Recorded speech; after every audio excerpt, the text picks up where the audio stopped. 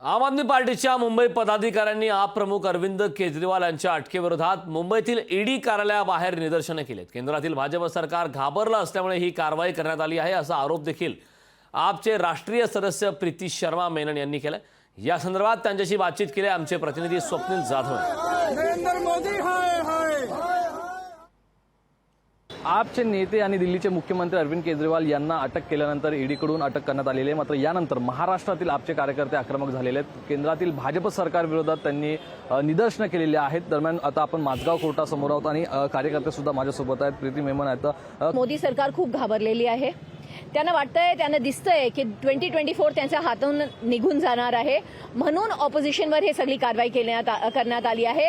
अरविंद केजरीवाल एक sitting chief minister आहे। काही पुरावे नसताना त्यांनी त्यांची अटक केली आहे। त्याचा निषेध करण्यासाठी आम्ही ईडी ऑफिसला गेलो होतो आणि आम्ही फक्त ॲब्सोल्युटली पीसफुल प्रोटेस्ट करत होतो, पण पोलिसनी ॲब्सोल्यूट ब्रुटॅलिटी करून आम्हाला तिथून धक्के मारून ते आम्हाला आझाद मैदानला घेऊन गेले आणि रात्रभर आम्हाला तिकडे ठेवलं आणि सकाळी आमच्या 10 नेत्यांवर त्यांनी 151(3)च्या तहत डिटेन्शनची कारवाई सुरू केली।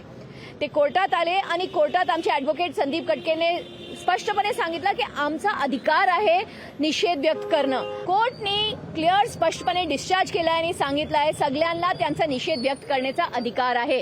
तर हे निषेध आम्ही व्यक्त करतच राहणार आणि जागोजागी देशभरात तुम्ही बघणार की आता आंदोलन तीव्र रूपाने चालू होणार। कॅमेरा पर्सन विनीतसह स्वप्नील जाधव, लोकशाही मराठी, मुंबई।